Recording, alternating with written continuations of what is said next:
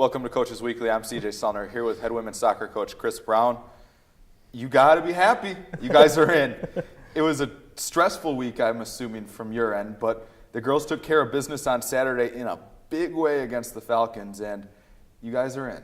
Yeah, no, what an awesome opportunity for our kids and our program. And, we talked a lot this week about, we knew back in 2015 for the seniors that were there and the juniors in the locker room that it started then. We didn't know exactly when we'd get in and how it would go and how the process would take itself, but we just continued to plug away and go. And, although we had a little bit of a setback on Wednesday with the 1-0 loss at Aurora, and then, the non-conference game wasn't our best, but an opportunity to see some different things. The confidence never wavered. We came in Saturday and, felt things out a little bit in the first. I thought we had the run of play for the first 10, 15 minutes, and then they had a good run of play for about 15 minutes. We almost had a couple costly mistakes there and overcame it. And then, next thing you know, we just 3 goals, 8 minutes, and we're going, okay. So it was, and then we didn't stop there. In the second half, I thought we came out, we talked about weathering the storm the first 10 minutes and seeing what would happen. And I told them, I think if you get one in the first 10, it'll seal the deal and you're done. And they'll break and we'll be able to finish it strong. So. And you're a coach that loves to have a lot of fun. You like to celebrate. We heard from our other SID that was there, Gary Gajewski, just how exuberant you were, exuberant that the whole bench was, that those goals were going in. And you expect every game to be a dogfight in the NACC with how tough it is, but to get 3 goals in that 8-minute stretch just had to kind of be rewarding, because the girls have worked really hard and have created a lot of chances that haven't got rewarded this year, and all of a sudden you guys get rewarded in a big way. Yeah, definitely. I hope it's a start of something to continue to be special as we go down the home stretch this week. But yeah, it's funny. I just had a couple girls in the office, Maddie Kroll and Christina Kios, and we're sitting there talking, and there's been a lot of rumors around. Charisse gave me a little chest bump, I think, on goal 3. But yeah, I think, my passion for the kids and what they're doing doesn't hide. And, they're all like, I wish I would have saw it. And supposedly it brought some energy and stuff like that. And I tell them all the time I'm that way, but I think there's been a couple games that have gotten out of hand for us, and there's that respect factor there. But I think in the time and need, in the moment, I think it's just awesome for the kids, and I want to support that for them. Now, one person we got to talk about, leading the goal scorer for the game, Cougar Athlete of the Week, Elizabeth Sanders. We talked to her a little bit about that. There were chances that got away from you guys in that Aurora match in the post game, and then she comes away and she got the chances and she took advantage of them.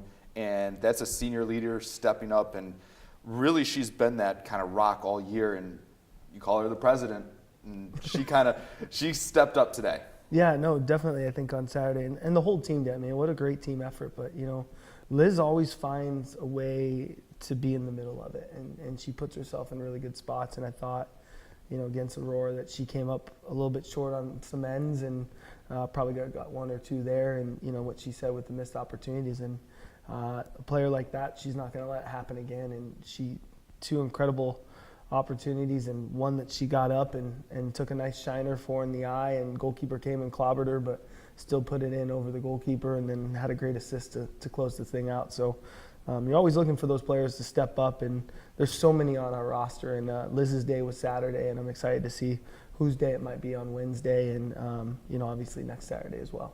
And we have to talk about your middle backs, your back line. They conceded 1 goal between Aurora and CUW, and realistically, it could have been 0 in certain cases when you're looking at the film. But in a group, they couldn't be playing better at a better time of the year. Yeah, a lot of maturity out there, a lot of growth. I think a lot of repetitions and a lot of really getting after them and training and doing some things with the team and them, and just really trying to clean up the back end. And what a great leadership we have back there. And with Allie, Maddie Kroll, the times they've been in goal together, and then you add Emma and Krista and Megan and TT and Macy Kilman at times. It's just a solid group of players who've done a really nice job. Sarah Brown as freshman getting some time in, Abby Hancock before she got hurt. I mean, they've just really gelled together, and obviously the 4 have been there most of the time, Krista, Emma, TT, and Megan, but they've narrowed it down. They've continued to learn. They're hungry to learn. They're sponges when it comes to learning, and they take a lot of pride in that. And I think, we always talk. It's a lot easier to score 1 goal and win 1-0 than it is to try and go beat someone 5-4, 6-4, 6-5, whatever the case may be. So we take a lot of pride in our defense as a team, and they're there to close it out.